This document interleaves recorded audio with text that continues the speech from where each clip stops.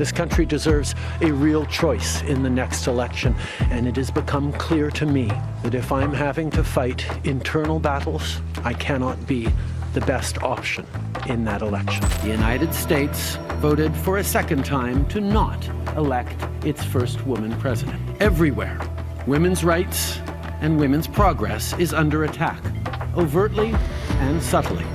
But I want you to know that I am, and always will be, a proud feminist. All right, the other guys got the donuts. Excellent.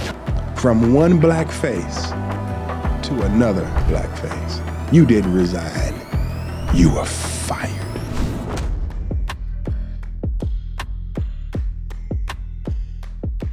Welcome to the John Amanchukwu Show. Thank you so much for tuning into my YouTube channel. Do me a big favor, subscribe to my channel.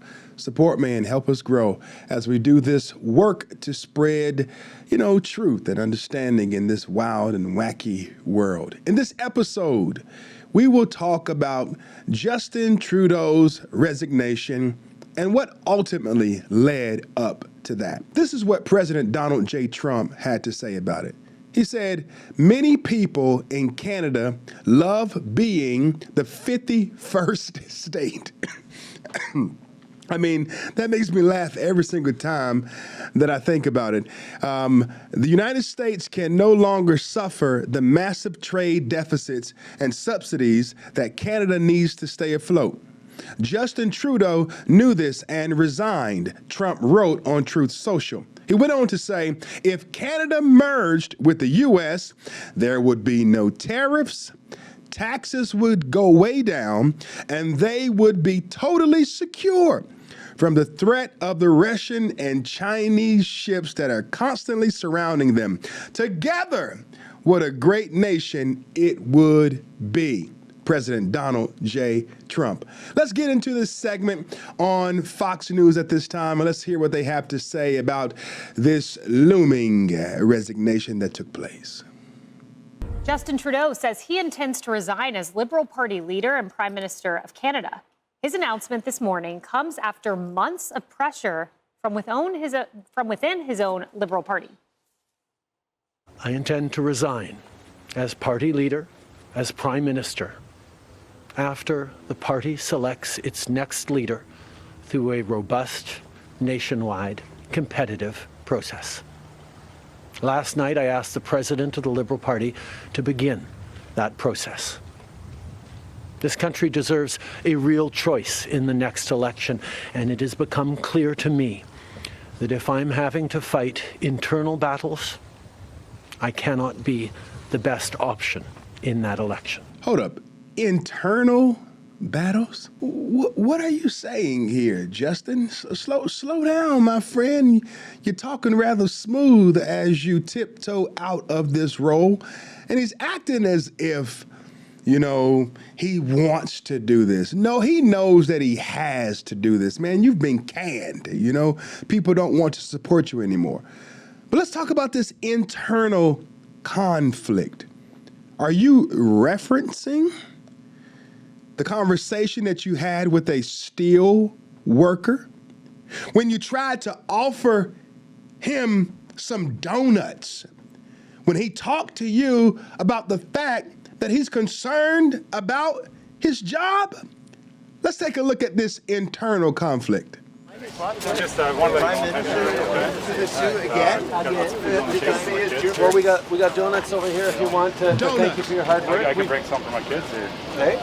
The 25% tariffs we just brought in on Chinese steel is going to help you out. That's going to keep my job, Yeah, it's going to Yeah. keep your job. What about the 40% taxes I'm paying, and I don't have a doctor? The $400 million we invested in the car means you're going to have a job for I think you're only many here years for another year. We won't see you around probably another year. No, that's what elections are for. That's right. And I look forward to everyone exercising the right to vote. Yep.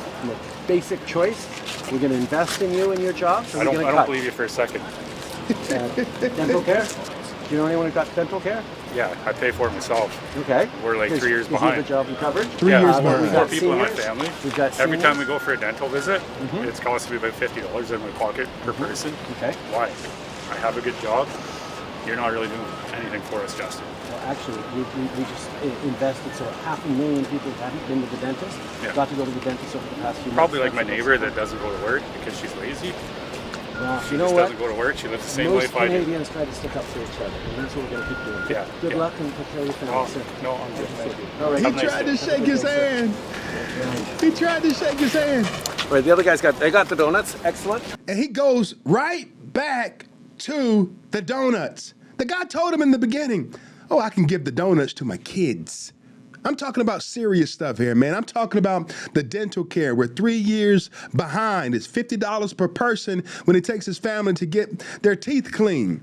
He's talking about the 40% tax rate that he's been bludgeoned with. But instead, you want to talk about donuts, chocolate eclairs. You want to talk about powdered donuts with cinnamon and sugar. Justin, you've lost your mind. Internal conflict. Internal conflict. Is he talking about what happened with the trucker blockade when people were protesting? Is he talking about that internal conflict where people, when they were trying to raise funds to support the truckers, some of them had their bank accounts froze? Is he talking about that kind of internal conflict? Take a look at this. Police in the Canadian city of Windsor begin clearing out demonstrators. The protesters have blocked the vital bridge crossing the border with the U.S. for days. You're holding a gun for no reason. Most are truck drivers who've led the protests against a government order requiring they be vaccinated against COVID-19 to cross over. Many drove off voluntarily. But others stayed on the street near the Ambassador Bridge, a small yet defiant crowd of people who say they will not give in. End the mandates, end the passports, and let us live our lives. There it is. Sick and tired of it. We're sick and tired of it. End the mandates, end the passports, and let us live our lives. Is this the internal conflict that Justin is talking about? Is that what's really going on? Justin has lost his mind. He's out of touch, offering donuts to people who are concerned about their welfare. This whole mess with convoys and the protests that took place with the truckers, freezing people's bank accounts. And then now he walks up and he commences to tell a, sad story about how he talked to his precious little children around the dinner table about what he's going to have to do. Take a look. This is a huge shift. He was party leader for 11 years. He was prime minister for 9. He was elected 3 times, Martha, but the political writing was on the wall when the Conservative Party took a 20-point lead over the Liberal Party in the upcoming elections. Well, I think what's fascinating about this is looking at what I think broadly you can say is the end of the Obama era here at home and also in international politics, and the rebirth again here of the Trump era and the kind of pressure that we're seeing in other countries for more conservative movement. You've got 27 countries in the EU that have moved to the right. Here at home, 90% of counties moved to the right. And when you think about Trudeau, you think about him, the blockade, the truckers' blockade against the vaccine mandates in Canada. You think about his constant push for climate change while housing prices were rising and inflation was rising in Canada, being out of touch essentially with what was on people's minds and what was concerning Canadians. And so he's paying the price for that. I think we're seeing a lot of foreign leaders pay the price for that. There is this Pierre Poilievre who is likely, he's sort of called the Canadian Trump. And it's going to be very interesting to see if there's support for him and if President Trump has sort of a more kindred spirit north of the border. Yeah, and Emily, it's funny because, you think about recent history and Trudeau goes down to Mar-a-Lago. Trump takes this swipe and talks about Canada being the 51st state and he's welcome to be the governor. And then Trudeau kind of bit back in maybe a little bit of hubristic way. Watch this. The United States voted for a second time to not elect its first woman president. Everywhere, women's rights and women's progress is under attack, overtly and subtly. But I want you to know that I am, and always will be, a proud feminist. Here he says he's a proud feminist, and the United States failed to elect its first female president. Do you think that there were some failures upon Kamala Harris's part? You know, she ended her campaign over $25 million in debt, paying off people to have concerts and paying for interviews. How do you raise nearly $1.5 billion and you end up in $25 million of debt? It really makes no sense. And then, when she has the opportunity to swear in senators to the 119th Congress, take a look at what happens. Pledge allegiance to the United States of America and to the republic for which it stands, one nation, under God, indivisible, with liberty and justice for all. She says here, I pledge allegiance to the United States. No, sweetheart, it's I pledge allegiance to the flag of the United States of America. See, Justin, you proud feminist, you decorated soy boy, you pompous, pious, donut-pushing, blockade-wielding feminist. You're missing the point. America is a meritocracy. And we all know by now that Kamala Harris went too far to the left. And guess what, Justin? You went too far to the left. And everyone's mirroring the U.S. And most people are saying, okay, as those who are on the left, they lost bigly. But everyone on the right, they're winning. So shouldn't we change our nomenclature? Shouldn't we change our talk? Shouldn't we begin to push policies and just listen to the people and see what they want? No. When you're arrogant, you know, when you're an arrogant feminist, you double down and do what Justin did. And that's why he now has to resign. Let it roll. I mean, I guess he'll be a proud feminist from the sidelines. Yeah, exactly, from his unemployed couch.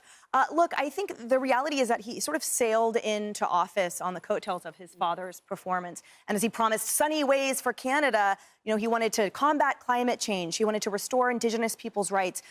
He wanted to do things like, you know, stand with feminists. But the reality is that the country fell apart economically. So those things are, the Indigenous people's equality is absolutely paramount. But the things like combating climate change, these sort of fluff things paled in comparison to those under his watch that were struggling to put food on the table. And when you coupled that with his regulatory hammer, I mean, that was an incredible fist for him to rule with, and it didn't make any sense. And you remember that viral moment where he interacted with a steelworker, I believe, who said, you know, you're not really doing anything for us, Justin.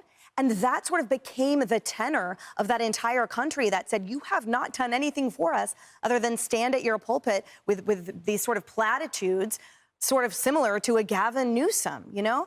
And I think the other reality is that the global support for this movement, Poilievre's, the 20% lead of the conservative movement over his Liberal Party is astronomical. And now you're seeing that support reflected in Elon Musk, in others, as you said earlier, with Donald Trump's party and people and community, which are seeing that, and just across the board, regardless of international lines saying you need to be able to have a robust way to earn a livelihood and to stimulate economic growth and prosperity, or everything else falls apart. Jeremy, and the trucker protests early 2022 that Martha mentioned, that was huge. They were protesting public health mandates during COVID.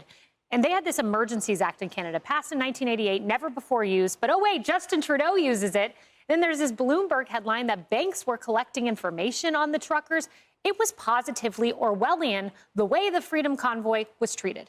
That's exactly right. We even heard some reports of their bank accounts being frozen for some of the truckers. Yeah. I mean, it was absolutely ridiculous. And honestly, this show is a cautionary tale for leaders in power. If you start to get disconnected from the people that you have been elected to represent, you won't stay in office for long. And honestly, it was funny. I have a little kind of anecdotally, I saw this firsthand with Justin Trudeau. But when I was in Ukraine training the Ukrainian armed forces, we had Canadian service members who were there with us, and Justin Trudeau came to visit. So he comes to a military base, where his service members are deployed, showing up. He's got, no tie on. He's got just a blazer, his aviators on, khaki, just like hanging out. He takes one picture with them and says that they can't come and approach him afterwards. They were not even allowed to, I don't even know if they were able to shake his hand, some of the kind of rank and file soldiers. And I just thought, that's something you would never see from President Trump, for example. And President Trump, he shakes every member's hand, and he's connected to people. And that's what Justin Trudeau is missing. And that's ultimately why you see him resigning today. Fascinating. Yeah, the Secret Service, Harris, has to beg Trump not to go out into the crowd. Exactly. So kind of opposite. Yeah, I remember the all-women town hall. He drove in. It was like a mosh pit. Gosh, that sounds like an aristocracy. I had no idea he had that. What you said, though, Martha, resonated with me so much because he's like Biden. He's out of touch. This isn't like an age thing. This is a political thing. Yeah. Biden could have been 50. It wouldn't have mattered. Could have been 30, 38. Wouldn't have mattered. He was out of touch. And a guest last hour, Cassie Smedley, who was the deputy communications team director for the RNC, told me something really interesting. This has been going on for 20 years. Well, just think, 12 of the last 16 Democrats have been in the White House. So this is kind of instilled. This wasn't just a fumble on the football field one weekend, and then everybody voted on November 5th. This was baked into their bloodstream as Democrats. I don't know that you shake that right away. And so even when they replaced Justin Trudeau to the north in the Liberal Party, there was one woman, I guess he wasn't quite far left enough, Chrystia Freeland, who was his deputy prime minister, she quit. The person who replaced her, Dominic LeBlanc, well, he wasn't happy either. He took over for her. They're a couple of the front runners in this for the Liberal Party. I don't know if it's your politics that are broken. If you're out of touch with people, as you said, Martha, who cares who they replace him with? It's got to be somebody else. And again, I keep saying, those hundreds of miles of border up there that have to be secure. This is a national security issue. We need somebody up north we can actually talk to and have action done with. It's not going to be him. I doubt it's going to be anybody in his party. Yeah. And maybe the next Prime Minister of Canada won't take swipes at the entire American population for not having a woman in charge. Okay. There it is. Justin Trudeau, he resigned. What's the moral of the story? Don't create hysteria in your country to the point where you have truckers backed up on a bridge. You're freezing people's bank accounts. You have a conversation with a steel worker, and you talk to the guy about donuts. And he tells you he can care less about the donuts. Give the donuts to my kids. And you still at the end, when he doesn't want to shake your hand, you still talk about the Jelly Roll donuts. And then lastly, let a black man with a real black face say this part. Never dress up like what you're not, Justin.